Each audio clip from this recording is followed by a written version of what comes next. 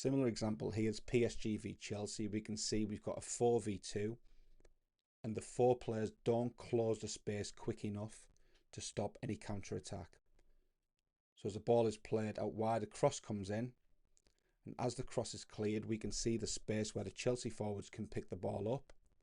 But not only that, we've got Neto and Palmer, who are playing in the half spaces, who now can counter-attack because PSG don't have the right spacing or numbers across the edge of the box on line 2. So the ball is cleared, Neto picks up the loose ball, and Palmer escapes from the other half space, and Chelsea have a dangerous counter-attack through the central channels. It all comes from the 4v2 that PSG initially had without closing the space up quick enough. Moving on to line 2 of the rest defence, and this is as equal if not more crucial to preventing counter-attacks. As we look at line 2, again the 5 players attacking in the box. The 3 players below the ball here are looking to protect the central spaces while controlling possession. So we say control the opponent, control the space, and control possession. In these areas, this is where counter-attacks can begin, and a lot of the quality balls forward come from these areas. The space in front of these players is where they can force a counter press and still create opportunities despite giving the ball away. So there's a huge emphasis on it, and if they can protect all 3 spaces, it prevents dangerous counter attacks that provoke from the edge of the box. Just a couple of images of that. This is Arsenal. I'm just looking at line 2, so they've got the 2 centre backs on line 1 and then 3 players closing the pitch up to protect them central spaces. And this is Spain, prominent feature of their game, half space coverage on either side of the central space coverage, where they can offer the opportunities to control the opponent, control the space, and then control possession and the attack. Just going to look at Arsenal in a little bit more detail, who offer a great rest defence structure. So here we can see the close up behind the ball as they are attacking, trying to reduce that space in between the lines.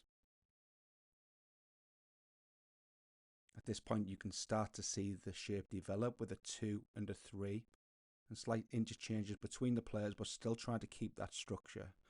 Now Declan Rice is going to play forward and run forward. But as he does, we still have that shape behind the ball, a 2 and a 3, and they're looking to control the opponent and reduce that space. As Brighton clear the ball, there's now an opportunity to counter press. So we're reducing the opponent's space, and can we try and win the ball and force another attack? In this instance, Brighton escape. But because of the strong rest defence structure, it allows Arsenal to still control the central spaces, force play wide, while recovering and filling them critical spaces. Because of the initial rest defence structure, Arsenal are able to prevent any dangerous counter-attack. Here they have their shape back as they all regroup.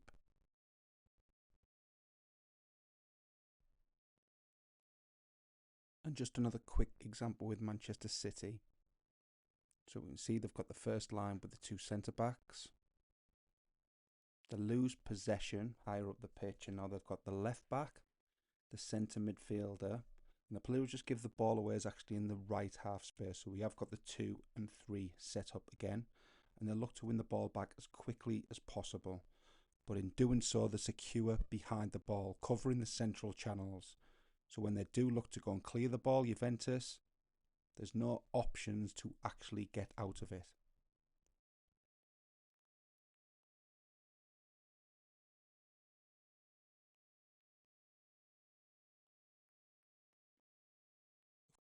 Now, football is more fluid than just saying 5 players defend and 5 players attack.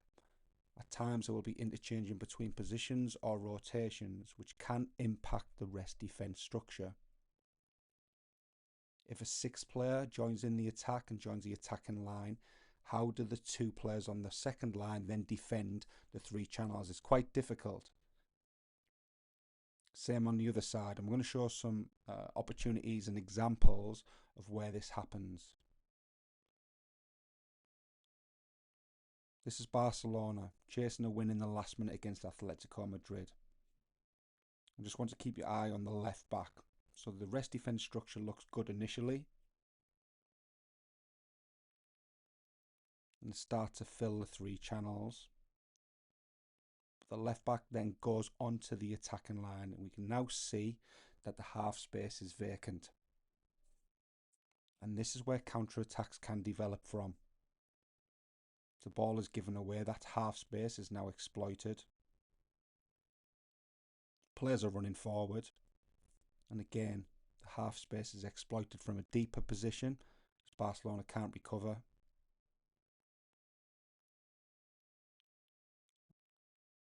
So with the top teams, what we're seeing is movement from the players in the second line onto the attacking line, but always maintaining that rest defence structure. So collective movements between 2 players or rotations between 3, but still filling the 3 central channels to offer the control behind the ball. Exactly the same on the other side. I'm going to show some examples where the full back makes the run beyond, but there's still support below the ball in them central channels.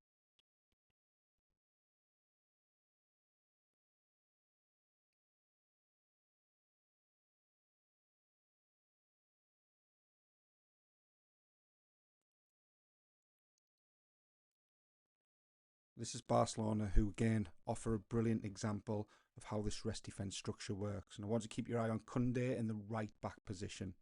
So initially the 2 centre backs are closing up. That's our first line. As play starts to develop, we start to see that structure develop in the 2 and the 3. Koundé being the right back in the 3. Decides to make a run beyond the defence. But if we look behind the ball, we've still got the 2-3 structure as players rotate to keep that control.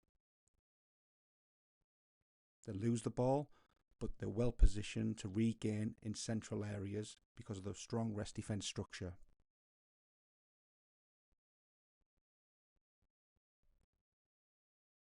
And another example of Manchester City. You can see the rotations out wide. So we've got the first line of the 2. And this 3 keeps changing. We've got the 2 you can see in the centre of the pitch. But play continues to develop. And now we start to see that structure develop in the 2 and the 3 with 5 players attacking.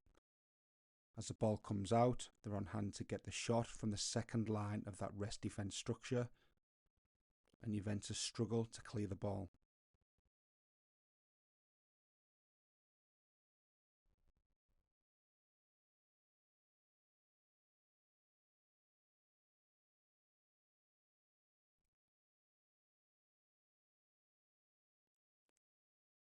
We hope you've enjoyed this talk through on the rest defence. We've got an article on the website with more detail, related practices and more related videos and animations. Thanks for taking the time to watch.